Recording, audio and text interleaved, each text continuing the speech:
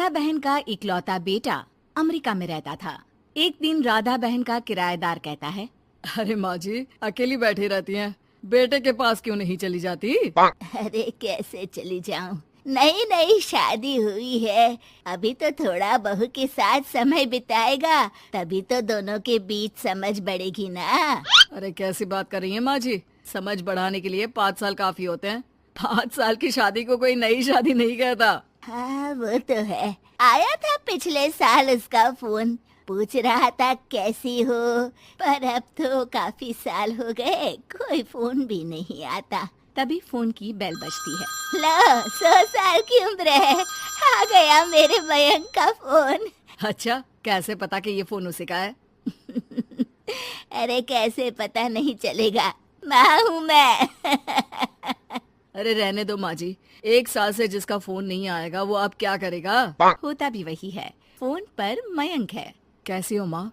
अरे बेटा तेरी आवाज सुन ली, अब तो मौत भी क्यों ना आ जाए, बहुत याद आती है बेटा।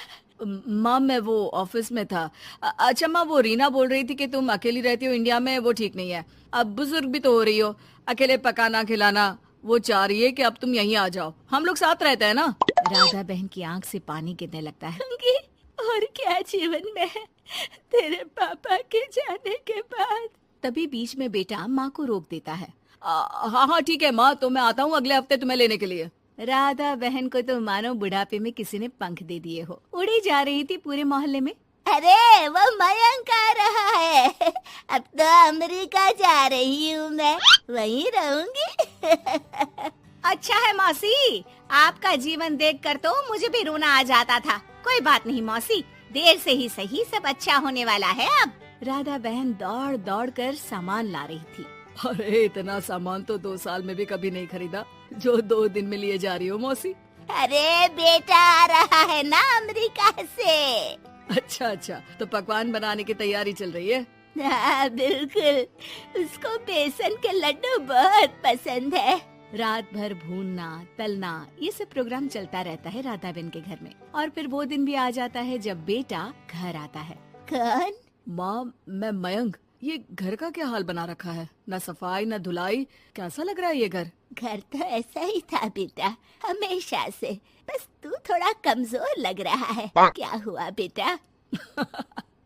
ये कमजोर नहीं फिट होता है माँ। वैसे और बता क्या हाल है तेरे? बेटे के मुंह से हाल पूछने का अंदाज भले ही फॉर्मेलिटी वाला हो, लेकिन राधा बहन की आंख फिर भर आती है। अरे यार, ये तुम्हारी हर बात पर रोने की आदत न जाने कब जाकर खत्म होगी। सही कहती है रीना तुम्हारे लिए। रीना बहू क्या कहती है मेरे लिए? यही कि बस यही एक आदत है तुम्हारी माँ की, इमोशनल ब्लैकमेल। अरे यार अब इसमें रोने की क्या बात है? ना कुछ नहीं, बहुत दिन बाद तो घर आया ना तो क्या रोएगी? हाँ क्यों? अच्छा ये ले, तेरे लिए रात भर बैठकर ये बेसन के लड्डू बनाए हैं, और ये अचार तुझे बहुत पसंद है ना? पसंद है नहीं माँ, पसंद थे।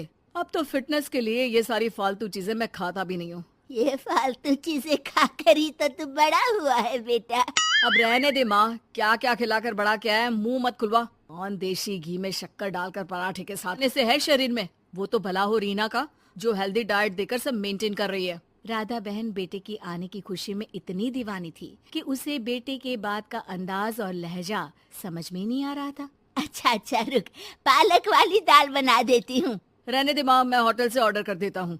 इतने साल बाद होटल का खाना, माँ के खाने की याद नहीं आती थी। अरे माँ फिर इमोशनल डायलॉग, प्लीज माँ। अच्छा सुन, बहुत कम वक्त है हम लोगों के पास, जल्दी जल्दी सारी पैकिंग कर ले, और हाँ इस घर को बेचना होगा। कैसी बात कर रहा है, तेरे पापा और मैंने एक एक पाई जोड़कर इस मकान को बनाया था। हाँ पर तू जा रही है ना, फिर कौन मेंटेन करेगा? कैसे क्या होगा माँ, मैं तो अब इंडिया आऊंगा भी नहीं। बेटा तो सो जाता है, लेकिन माँ घर का एक एक कोना घूम घूम कर देखती है। सही बात है, क्यों मोह माया जोड़ रही हूँ मैं इस घर से, आखिर बेटे के साथ रहना ही तो होता है हर माँ बाप को, लेकिन इनकी यादें हर एक कोने में है।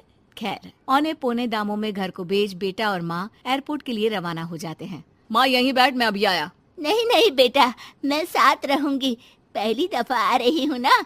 अरे माँ टिकट, बोर्डिंग, सामान, चेक इन, 10 काम है, करके आ रहा हूँ ना। ठीक है, जल्दी आ जाना, यहाँ घबराहट होती रहेगी।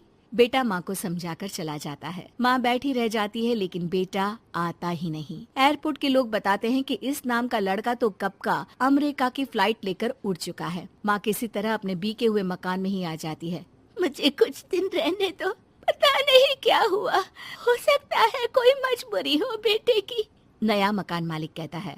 अरे माँ जी, कमरा तो मैं आपको दे दूं, पर भाड़े का क्या? पति की पेंशन भी है भैया। ठीक है, आप आराम से रहिए, लेकिन एक बात बताइए, आप किसी रिश्तेदार के घर क्यों नहीं चली जाती? अरे कैसी बात कर रहे हैं आप, मेरा बेटा कभी भी आ सकता है। अगर मैं उसे यहाँ नहीं मिली तो